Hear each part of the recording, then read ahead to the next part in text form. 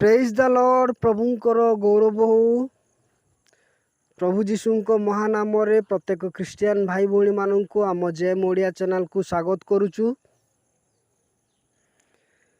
आ जो माने वर्तमान पर्यंत आम जेम ओडिया चैनल को सब्सक्राइब करि नाहंती, प्रभु जीशुंक गौरव सकाशे आम जेम ओडिया चैनल को सब्सक्राइब करंतु।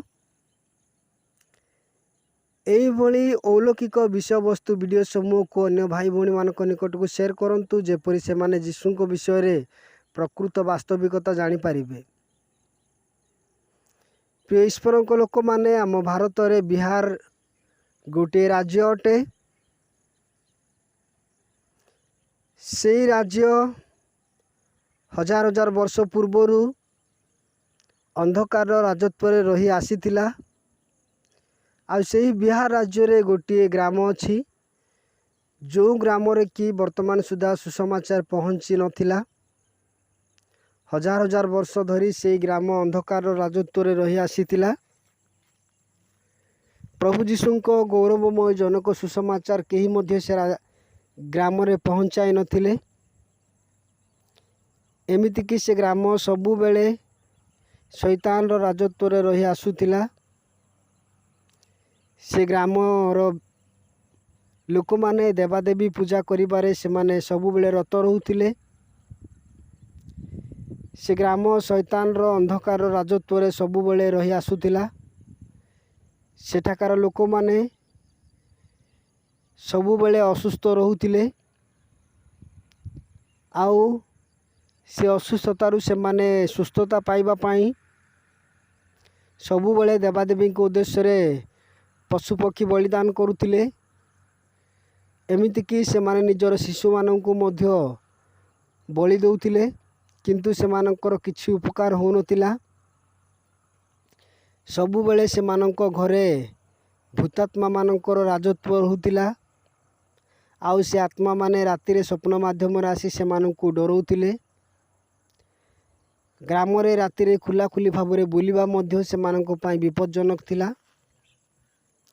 आ दुष्ट आत्मा माने सबु बेले से मानकर गृह मध्य रे वास करुथिले।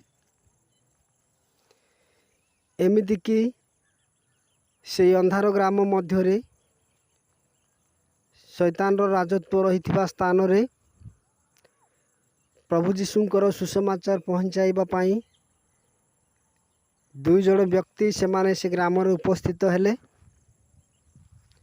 आउ से ग्राम रे जीशुंक सुसमाचार पहुँचाइबा पाई जीशुंक विषय को कथा कहिबा पाई से माने चेष्टा कले। आउ से मानकर असुस्थतारु से मानकु आरोग्य करिबा पाई से माने प्रार्थना करिबा पाई 100% चेष्टा कले। किंतु से ग्रामर लोक माने भाबिले जे ए जो अजणा व्यक्ति माने आसीचंती एमानंकु स्वागत करा जाय नाही, विशेषतः से देवादेवी द्वारा एमानंकु स्वागत करिबा को पड़िबो बोली भाबी से माने सेमानंकु बहुत भाव रे कष्ट देइचंती। आ माड मध्य मारिचंती। आउ से दुई जण व्यक्ति से माने से ग्राम छाड़ी चली जाइतिले।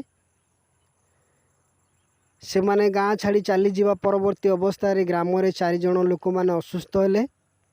आ से माने मृत्युवरण कले। से माने मृत्युवरण करिबा द्वारा ग्रामर लोक माने बुझी पारिले जे कौनसी एक महान शक्ति को माने कष्ट देइचु, जंत्रणा देइचु। एथिपाई आमानक ग्राम रे ए प्रकार घटुची भाबी से माने निज हृदय रे अनुभव कले बा से माने कथावार्ता कले।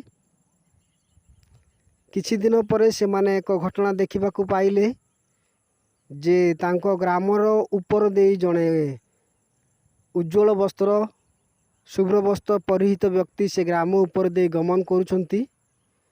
गाँ लोक गुड़ाक ए दृश्य देखिले। आउ से माने ए दृश्य देखिबार किछि दिन परे पुनर्बार दुई जण व्यक्ति से स्थान रे उपस्थित हेले जीशुंक विषय को सुसमाचार जणाइबा पाई। आउ से माने सेमानंकु देखि नीरव रहिले, कारण पूर्व अवस्था से माने दुई जणंकु माड़ मारी सेमानंको ଗ୍ରାମରେ ଯେଉଁ ପ୍ରକାର କ୍ଷତି ସେମାନେ ସହିଛନ୍ତି ଏହା ଦେଖି ସେମାନେ ନୀରବ ହେଲେ। ଆଉ ସେଇ ଦୁଇ ଜଣ ବ୍ୟକ୍ତି ସେମାନେ ଯୀଶୁଙ୍କ ବିଷୟକ ଚଳଚ୍ଚିତ୍ର ଦେଖାଇବା ପାଇଁ ସେମାନେ ପର୍ଦ୍ଦା ମାଧ୍ୟମରେ ଯୀଶୁଙ୍କ ବିଷୟକ ଚଳଚ୍ଚିତ୍ର ଆରମ୍ଭ କଲେ। ଆଉ ସେମାନେ ଚଳଚ୍ଚିତ୍ର ଆରମ୍ଭ କରିବା ସମୟରେ ଗ୍ରାମର ଲୋକମାନେ ଏକାଠି ହୋଇ ସେ ଗ୍ରାମରେ ଚଳଚ୍ଚିତ୍ର ଦେଖିବା ପାଇଁ ସେମାନେ ସେ ସ୍ଥାନରେ ଏକତ୍ର ହେଲେ। ଆଉ ସେମାନେ ଯେତେବେଳେ ଦେଖୁ ଦେଖୁ ଚଳଚ୍ଚିତ୍ର ମାଧ୍ୟମରେ ଯୀଶୁଙ୍କୁ ଦେଖିଲେ, ଦେଖି ସେମାନେ ହତଚକିତ ହେଲେ ବା ଆଶ୍ଚର୍ଯ୍ୟ ହେଲେ। ସେମାନେ ପୂର୍ବରୁ ଯେଉଁ ବ୍ୟକ୍ତିଙ୍କୁ ଗ୍ରାମ ଉପର ଦେଇ ଯିବାର ଦେଖିଥିଲେ, ଗ୍ରାମ ଉପର ଦେଇ ଆକାଶ ମାର୍ଗରେ ଜଣେ ଶୁଭ୍ରବସ୍ତ୍ର ପରିହିତ ବ୍ୟକ୍ତିଙ୍କୁ ଦେଖିଥିଲେ, ଠିକ୍ ସେହି ବ୍ୟକ୍ତି ସେ ଭିଡ଼ିଓ ମାଧ୍ୟମରେ ଦେଖିଲେ ଯେ କି ଆଶ୍ଚର୍ଯ୍ୟ କର୍ମ କରୁଛନ୍ତି, ଲୋକମାନଙ୍କୁ ସୁସ୍ଥତା ପ୍ରଦାନ କରୁଛନ୍ତି, ଅନ୍ଧମାନଙ୍କୁ ଚକ୍ଷୁ ଦେଉଛନ୍ତି, ଛୋଟମାନଙ୍କୁ ଚାଲିବା ପାଇଁ ଶକ୍ତି ପ୍ରଦାନ କରୁଛନ୍ତି, ମୃତକୁ ଜୀବନ ପ୍ରଦାନ କରୁଛନ୍ତି। ସେମାନେ ଏହା ଦେଖି ଆଶ୍ଚର୍ଯ୍ୟ ହେଲେ। ତା ପରବର୍ତ୍ତୀ ଅବସ୍ଥାରେ ସେମାନେ ଜାଣିଲେ ଯେ ଯୀଶୁ ହିଁ ଈଶ୍ୱର ଅଟନ୍ତି ବୋଲି। ଦୟାକରି ଆପଣମାନେ ପ୍ରଥମେ ଏ ଭିଡ଼ିଓଟିକୁ ଦେଖନ୍ତୁ ଯେ ଆପଣମାନେ ଜାଣିପାରିବେ ଯେ ସେ ଗ୍ରାମରେ କ'ଣ ଘଟଣା ଘଟିଛି, ଆଉ ସେ ଗ୍ରାମର ଲୋକମାନେ କି ପ୍ରକାର ମାଧ୍ୟମରେ ଯୀଶୁଙ୍କୁ ଦେଖିଲେ ଆଉ ଯୀଶୁଙ୍କୁ विश्वास कले। दयाकोरी आपण माने प्रथमे वीडियोटी को देखंतु। सालों से हमारा जीवन कठिन रहा है। हमारे बच्चे कम उम्र में मरते हैं और हम में से बहुत से बीमार हैं।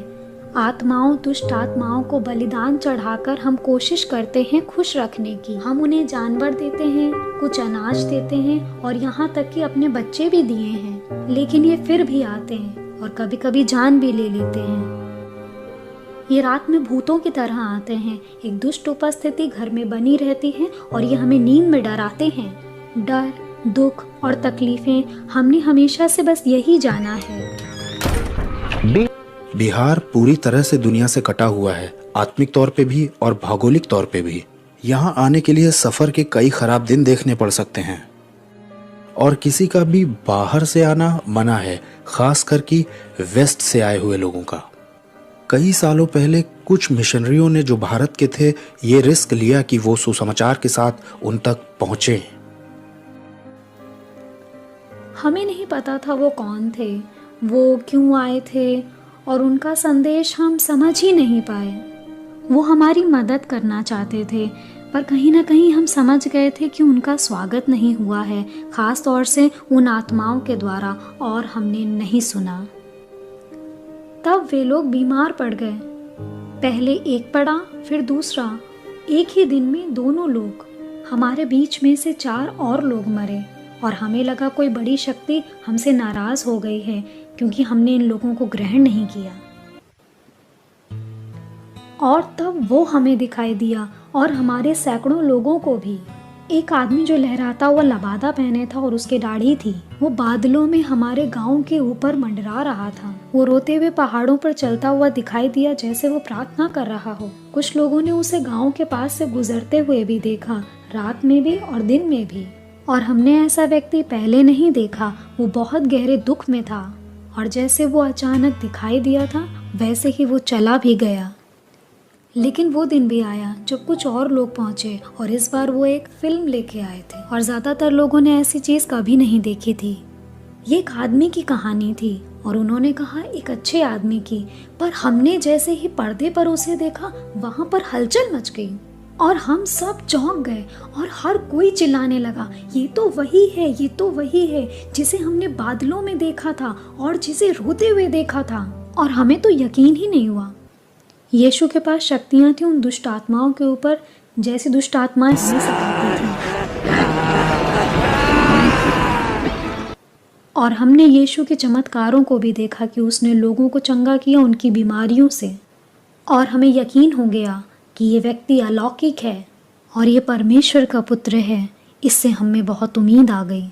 हम बहुत भावुक हो गए थे और फिर हम टूट गए। उन्होंने उसे मारा और एक क्रूस पर चढ़ा दिया और वो मर गया। ऐसा कैसे हो सकता है? और हमारी उम्मीद डर और अंधकार में फिर से बदल गई।